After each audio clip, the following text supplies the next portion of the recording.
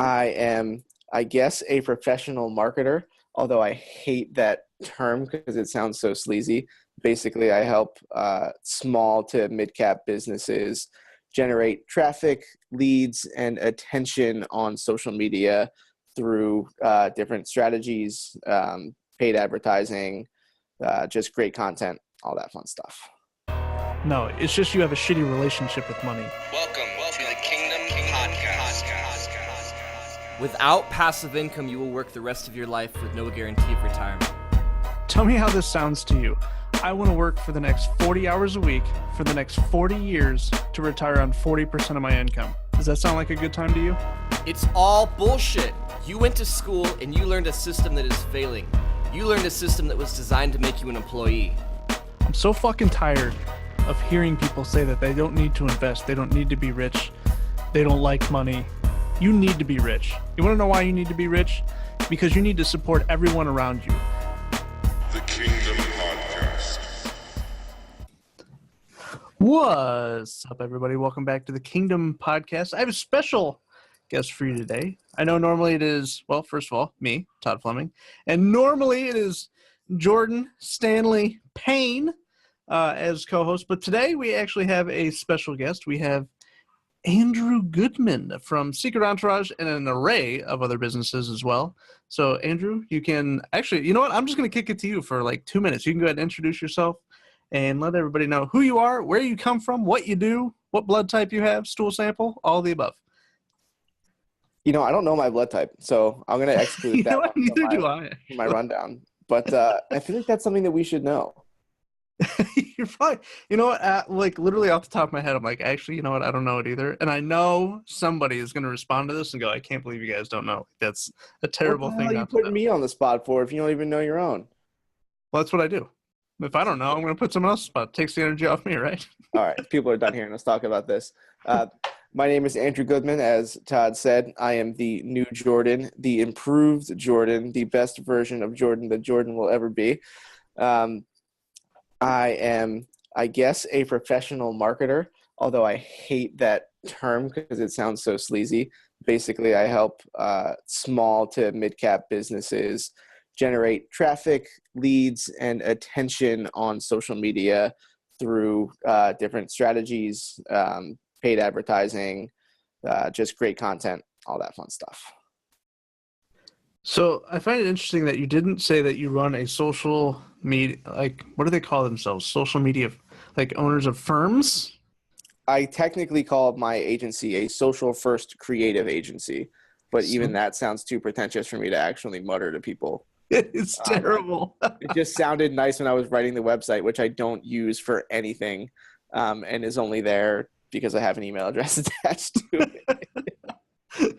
Can you word that for me more? Social first social agency? Social first creative agency. Social first creative agency. That's exhausting. I would never repeat that to anybody ever again. No, but it looks so good when you read it on my page that it's like, ooh, this sounds fancy. I'm going to hire him.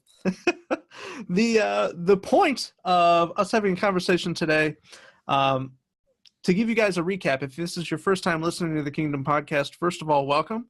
Thanks for spending a few minutes with us. Hopefully you learned something. Hopefully you take something away from this that you can apply to your business and your life to help improve whatever situation that you might be in right now. The early days of the podcast, they're very much mindset-oriented, structure-oriented, and organizational to get you off the ground. This podcast is meant to be kind of a step-by-step. So if you start at the beginning, by the time you're here now, you would probably have some sort of business, some sort of side hustle, some sort of gig in which you would be making money or attempting to make money, and we would be helping you through that process, whether it be real estate or not. Our favorite is obviously real estate. We've talked about that numerous times, or one of our favorites is real estate. And more recently, we've been doing more instructional, more organized trainings per podcast, per episode, if you will. So lately we've been talking about wholesaling. We've been talking about how you should structure it correctly and how to be ethical and transparent. And the reason I wanted to speak with Andrew about not only what he does, but how we can implement this in real estate. because he thinks there are some ways in which people are missing out on opportunities. So I wanted to be able to share that with you guys. So we can dig right into that right off the bat now. So how do we apply? So you are, I want to repeat the social first creative agency now all the time. So, call yourself professional marketer, call yourself, what you will. How can you apply that to something, such as real estate, which you have done in the past? You're somebody that has completed real estate deals in the past before. So your background has a little bit of that. So what is something like that look like for you and your business? So basically it takes place on Facebook. Facebook knows more about you than you know about yourself. Therefore, it knows if you are a homeowner. It knows how long you have been in your residence. It knows how much money you make. It knows precisely where you live, among other things. And you can leverage that data that Facebook knows about all these people for your own personal gain. So everybody thinks that all of this knowledge that these big websites have is about, Big Brother watching, and we're going to find out everything about you and engineer, bioweapons to take you out and control your mind. It's only, and I repeat, only about commerce. Facebook wants to sell ads on their platform to people who want to reach their users. And you, as a real estate investor, want to reach their users because their users own homes. Specifically, you can find out how many in a zip code are on Facebook that are homeowners. So what I would do if I were a wholesaler specifically is I'd pick out my favorite zip codes and I would run an ad on Facebook in those zip codes that is almost identical to every other ad that you guys run as wholesalers, saying, I buy houses fast, I buy houses cash. If you need to get out of a certain situation, blah, blah, blah, give me a call.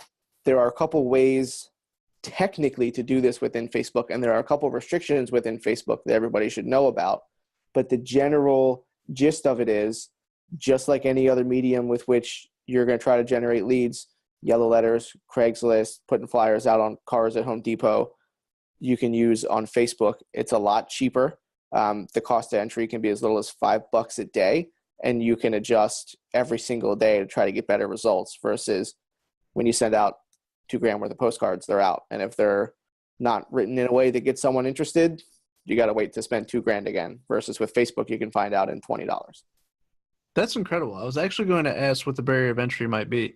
So, first of all, for anybody that has any experience whatsoever of sending direct mail, a lot of it's shit. We are technically in the junk mail business, which can be terrible at times. And it's funny that you used the example that you did, because you're like, hey, for $5 to $20 on Facebook, you can figure out if your target market is correct.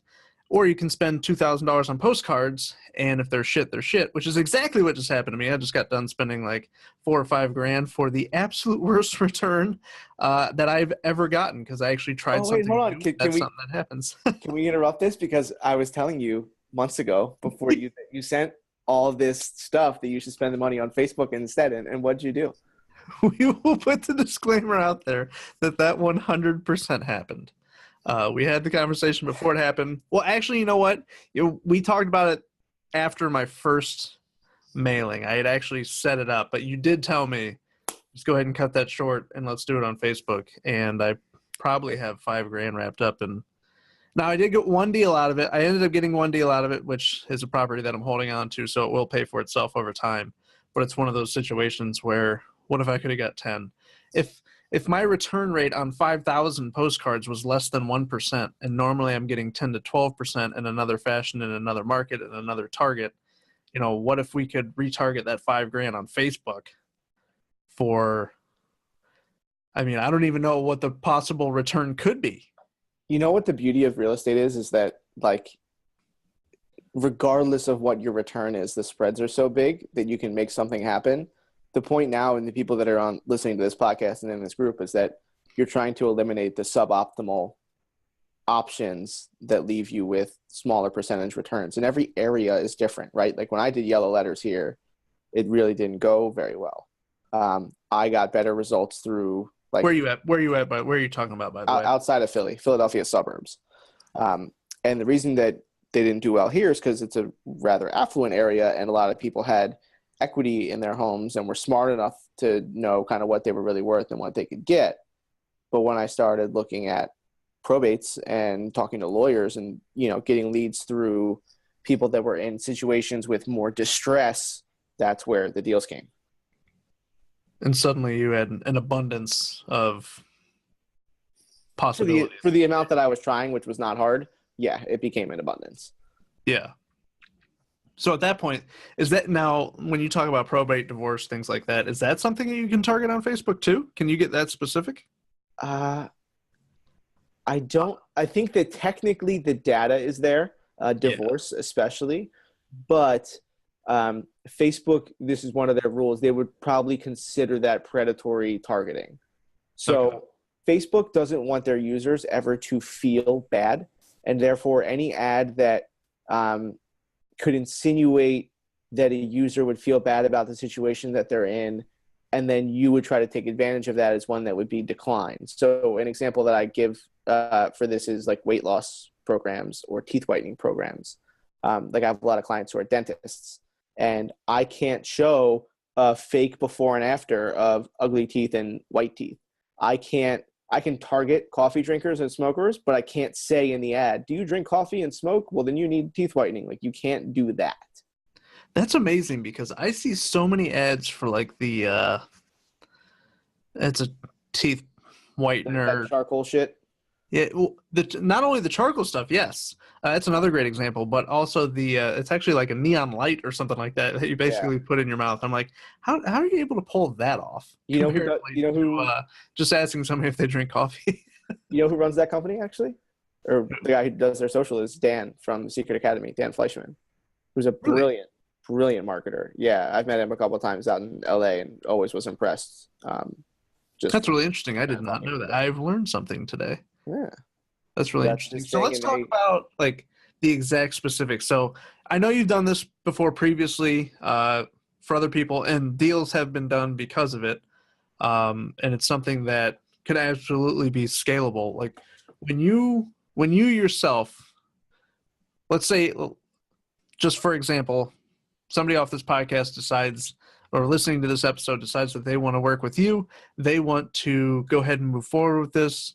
They want to give it a shot. What does that look like? What would your target be? Would you be asking them, hey, I want your specific zip codes that you want to be marketing to, and this is what it's going to look like? Or like what specific criteria you're probably going to target? Or is that all dependent on what they're actually looking for? Well, it's not that it's dependent on what they're looking for.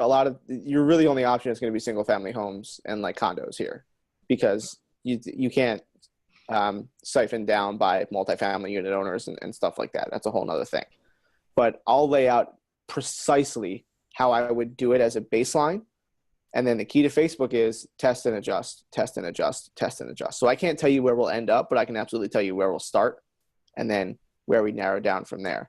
And I'll also make clear now, and no other marketer will tell you this, the only reason that someone hires me to do this is because they don't want to take the time to learn how to do it themselves, even though it's very easy. So the people that are really bootstrapped here and don't have a ton of cash to put in to pay someone like me to do this can absolutely do it themselves, and they could probably learn it in a period of 10 days just on YouTube.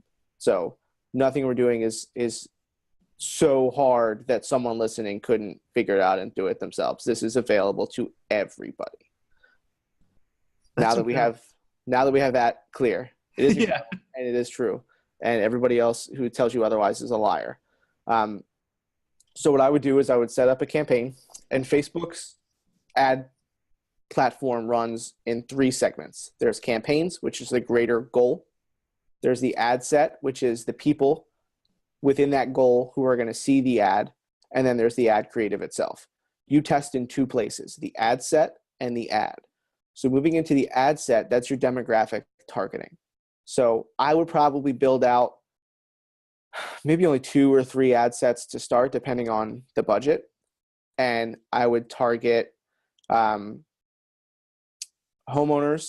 in a certain zip code range or within X amount of miles of a zip code if someone's more broad. Specific zip codes tend to do better because every neighborhood is different, and some neighborhoods are hot and some neighborhoods are cold. So why mishmash it? So you start with the zip code range, and then I would select homeowners, and then you can select length of home ownership, which I think the maximum Facebook has is 7 or 8 years. However long Facebook's been tracking it, obviously, their data only goes back so far. So select the maximum amount of home ownership, which I understand is low, but it still makes sense to do this. And then I would start filtering down. So you can, with their targeting, you could select a bunch of parameters and then narrow. So you can do this and that, or this but not that. So you can exclude. So I would probably exclude the people that have very high net worth. So if their net worth is $500,000, $1 million, et cetera, I'd cut those people out, because the people that tend to have like a ton of equity in a big home, especially where I am, aren't going to be willing to dump it. We want people that are in a situation where they need cash and maybe owe on the property and don't want to make the mortgage payment anymore, stuff like that. So I would exclude them, and then I would look beyond that, maybe into some interest targeting, and target people who might be interested in real estate or investing if I was trying to find renters, landlords specifically. So one ad set would just be the homeowners. I'd then duplicate that ad set, use the exact same parameters pretty much, except also target people that are interested in real estate business to find landlords. And then maybe I try one more variation, do male versus female, try age differences, stuff like that. For the ages as a baseline, I probably start at like 40 and older. And then that's one of the ones where, as data comes in, you could see by age bracket the amount of people that are clicking and taking action. So if I see after that original ad set is out that mostly people that clicked were over 55, or that those clicks were cheaper, then I would cut the bottom age bracket off and lift it to the 55 mark. And then getting into the specific ads, in my limited experience with this, the ads that tended to do best were ads that had a map of the city or town as the graphic.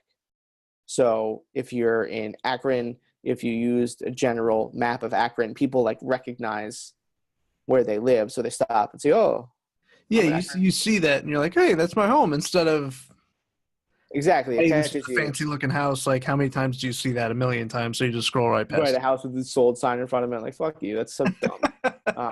Yeah, Find something more the famous. absolute favorite realtor picture ever. Yes. Right. And actually, the best thing you could do is to, if you have the balls, for lack of a better word, and I apologize, ladies, for my French, but The goal. make a video and have the video be somewhere between 30 seconds to a minute and a half long. It says, "Hey, I'm Andrew. I live in Philadelphia, and I'm a real estate investor, and I buy houses. I help people that are in bad situations get out of them, yada, yada, yada." Go through your whole spiel, smile, be likable, get people to know you, and then say, "You can call me, specifically me. Here's my cell phone number," with your phone number written in the ad, and let people call and actually talk to you.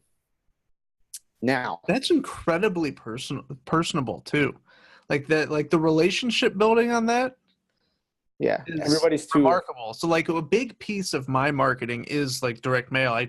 I've been trying different things and like outsourcing and doing postcards instead of like handwritten letters. So I have I don't write my own letters anymore. I have a small army that writes my letters, and then I have different structures worked out with them to compensate them for their time and their work, obviously. But it's amazing because that right there is like exactly what I would want to be doing when we start this together. Let's just put this out there. When like you and I will be starting this together 100%. I'm really excited about it, actually. That is the approach that I think that I would want to take, is because I get called all the time. Hey, I called you because the letter was handwritten and it's actually your phone number and you actually picked up. And now you can put that out to Facebook too. I mean, how many people is that? It's amazing that you can start that for only $5 or $10. Like, how many people is that touching? You know what I mean? Yeah, you could touch thousands of people a week for that budget. Thousands.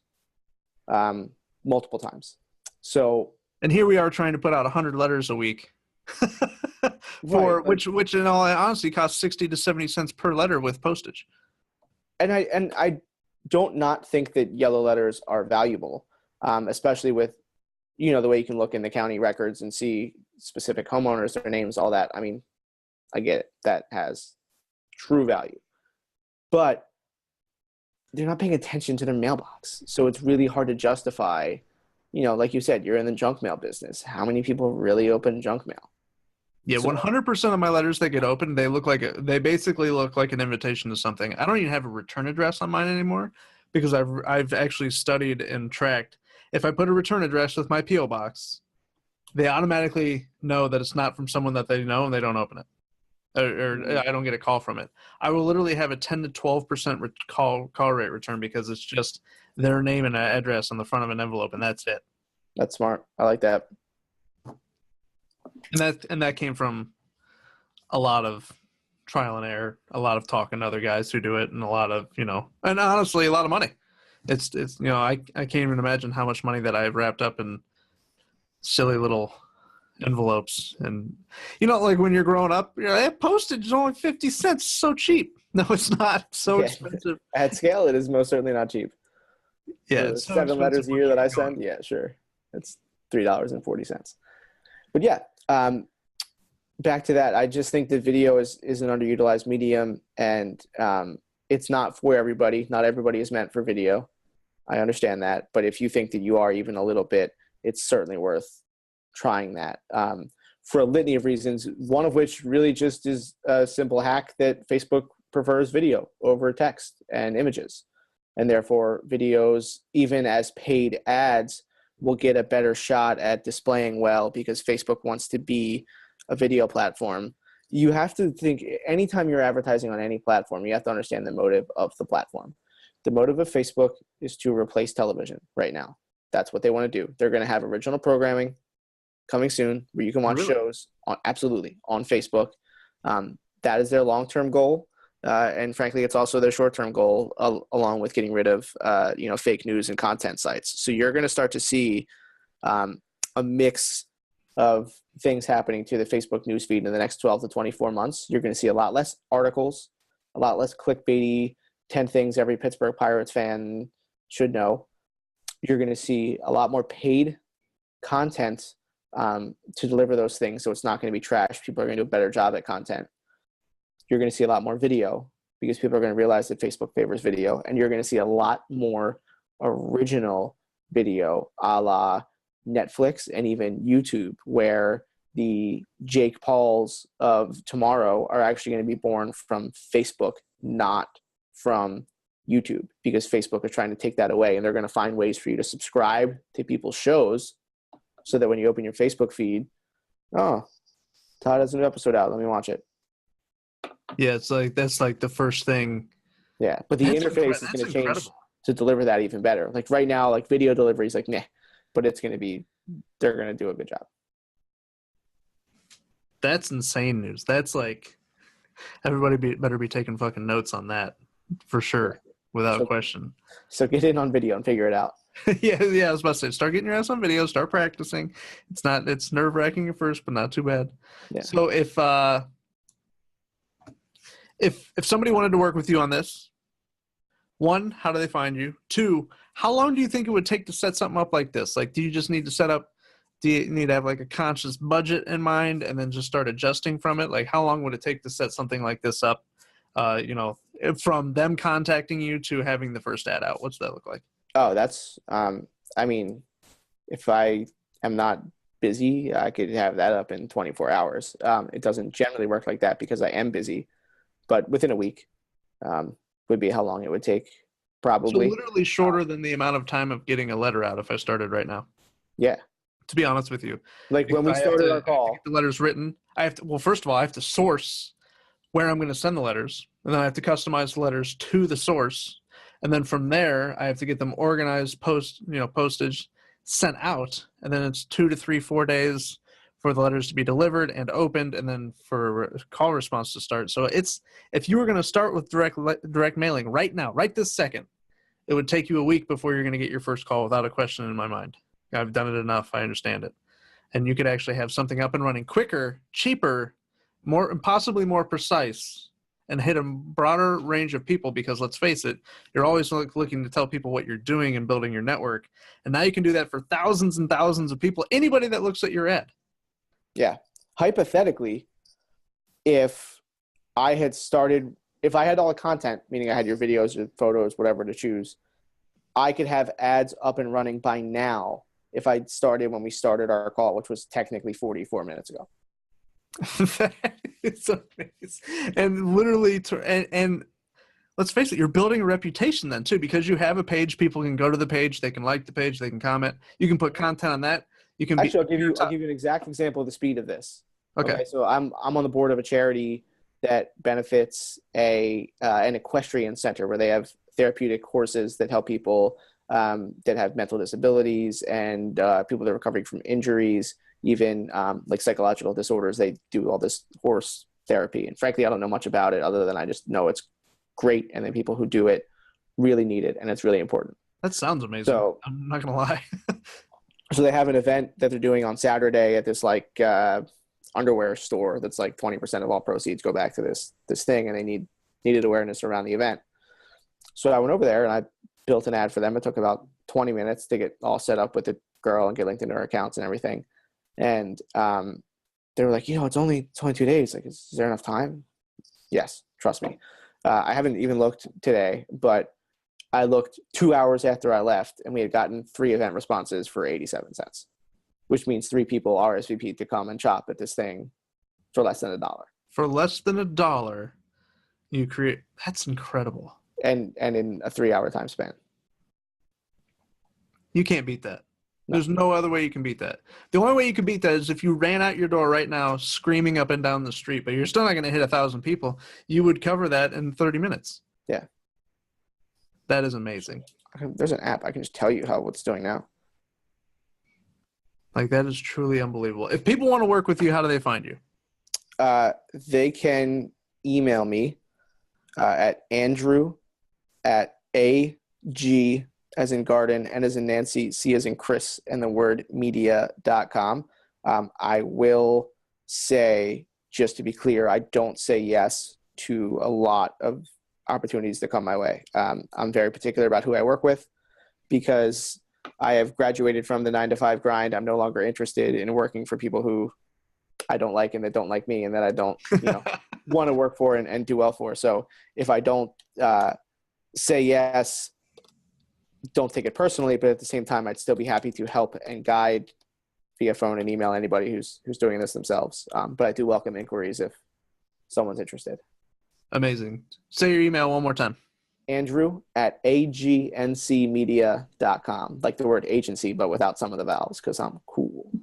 Because you're cool and hip. If you are within the Kingdom Real Estate, Andrew is inside the Kingdom, so feel free to tag him within the group, and he'll be able to respond to you there. Oh, wait. Don't wrap up. I'll tell you the super secret thing. Oh, no, I'm not wrapping up. No, that's All fine. right, I was just letting people know, and then I was actually just going to kick it right back to you and see because I know you mentioned before we started, obviously it wasn't on the recording, so people don't know this, but you talked about a super secret. Super secret. Super secret. Yeah, you know what? Just take it from there. Just super secret. This thing's super secret. It's the future. All right. The future of marketing or the future of... I'll just let you handle it.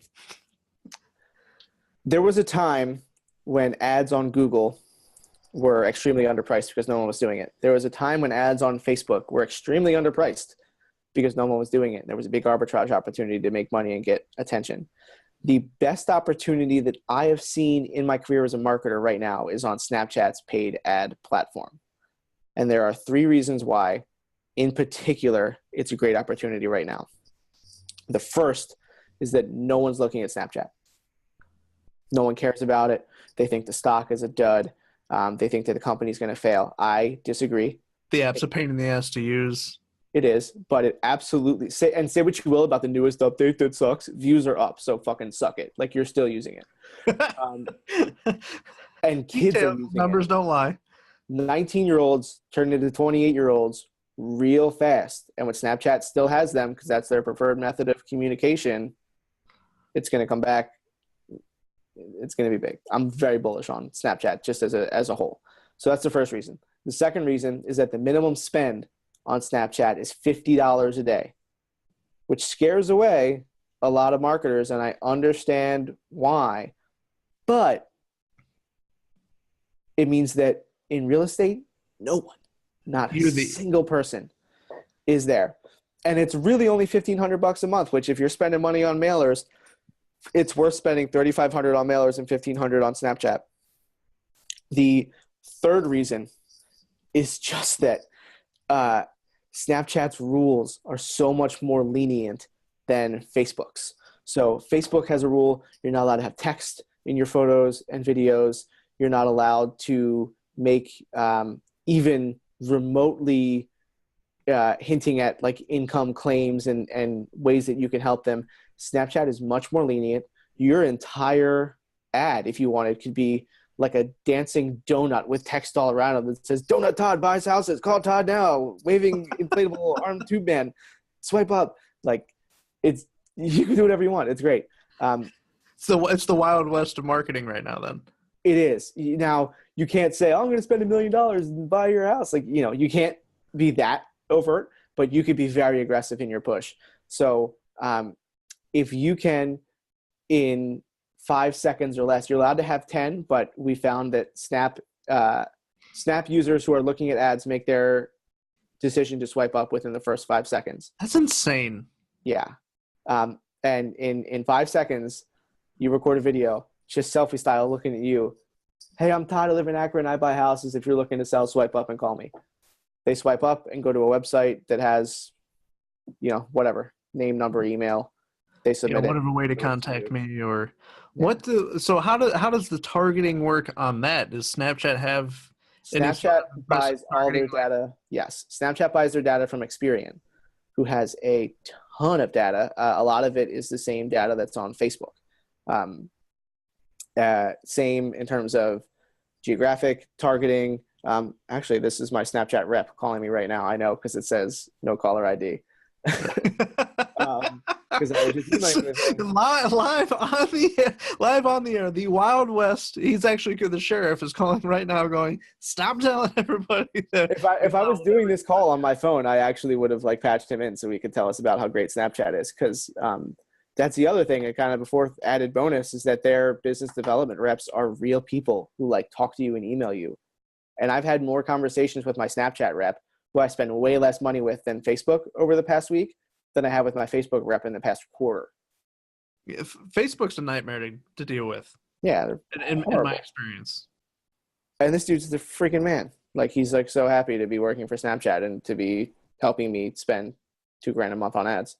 That's incredible. And people, if you want to feel really good, every time you hit something that says "we'll never sell your information," clearly they sell your information. So they absolutely sell your information. You guys can feel good about that too.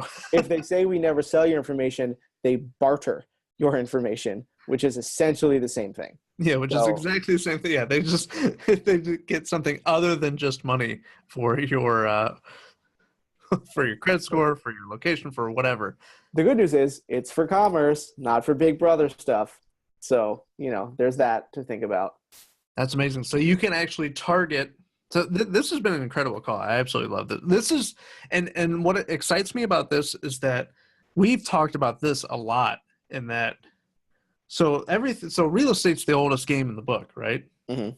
Marketing to it is pretty much the oldest game in the book. It's fucking direct mail. Are you kidding me? I'm sending letters to people. When's the last time you wrote a letter? I was in 3rd grade, and I wrote a letter to Wayne Gretzky because I was telling him how much I wanted to be a hockey player, but also that I wish he played for the Philadelphia Flyers because then we would win a Stanley Cup. That's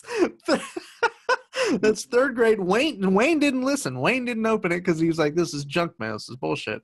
No, so that's what we're dealing with. That's what we've always been trying to overcome. When in reality, more and more people are going to the internet to try and sell their home, to try and locate a home. If you're listening to this, if you're listening to me right now, I want you to think, hey, you're going to buy a house. What do? You go to Zillow. The first thing you do, I wonder what's for sale. So if there are opportunities online, and if you can be captured online, or if you can capture a seller online like that, how much more profitable could your business be while being more effective and more efficient in your ad spend? And not having to fight with the 80 other fucking people that are trying to go for the same properties that are listed publicly. Yeah. So how do you put yourself ahead? This is one great way. You're more effective. You're more efficient.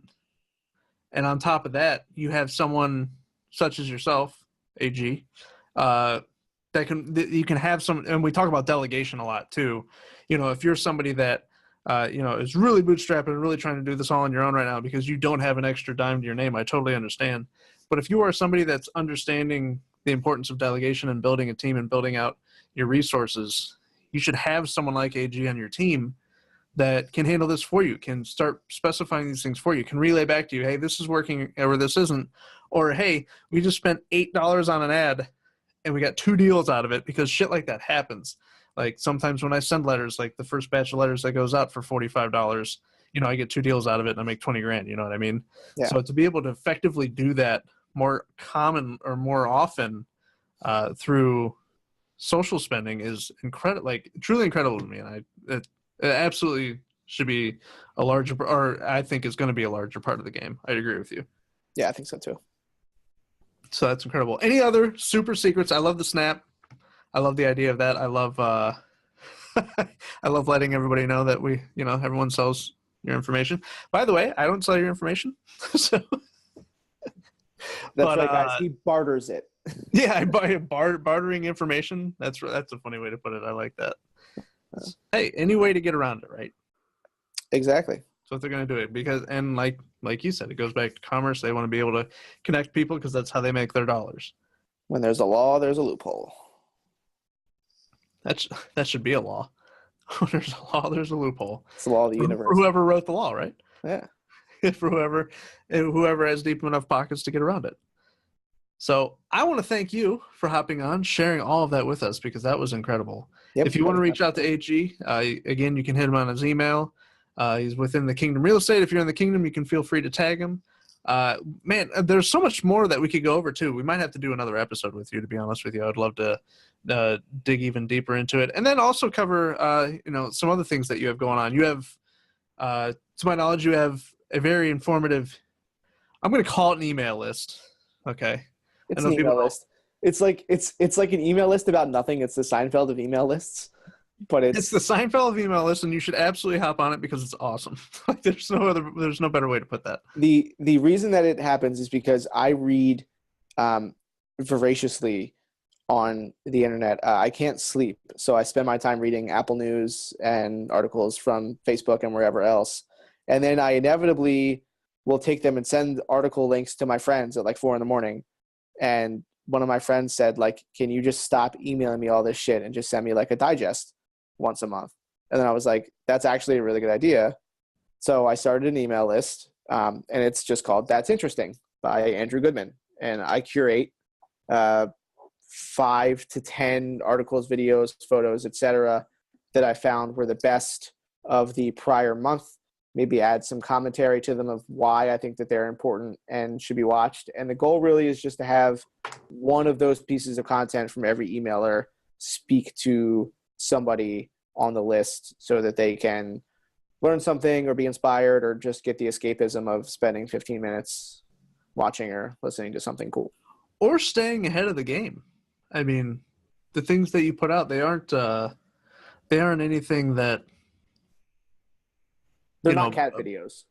Yeah, exactly. Yeah. For example, like I've shared articles about people using psilocybin from trippy mushrooms to treat severe anxiety disorders and bipolar, other psychological disorders. I've talked about an article about Elon Musk and his quest to get to Mars, which isn't necessarily new to a lot of people, but to some, they found it the most interesting piece on Musk they'd ever read.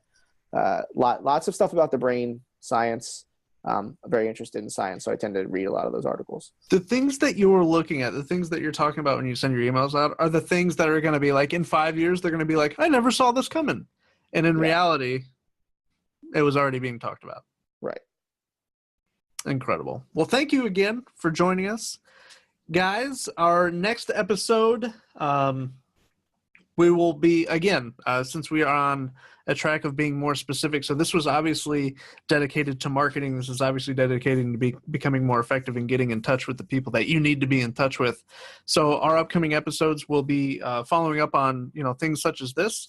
But I want to thank you guys for joining us this time. We will be back same time next week. AG, any last closing thoughts? I'd like to know in the Kingdom group, I want everybody to post and let me know if I was a better host than Jordan. That's really that's really all I'm interested in this entire conversation is, did I beat Jordan at being a good host? If you are in the Kingdom and listening to this, go to the group page right now and post up. You can maybe we'll even make a poll, AG or Jordan, who does the podcast the best. If AG is a better co-host, post it up. And then I really want a celebrity deathmatch episode of us going at it. Yes, with Mills Lane as as the referee. I totally agree. I would absolutely watch that. I want it on old school MTV, everything, claymation, everything. I wonder how many people don't know what we're talking about. We're going to put that in the group too. We're saying you need to put if you're in the Kingdom, you need to put two things in the group. You need to put if AG is a better co-host than Jordan, and you need to put up if you understand and remember Celebrity Deathmatch. Rock and roll. Old school MTV. So with that, we'll close it off. Thank you guys for joining, and we'll see you next time.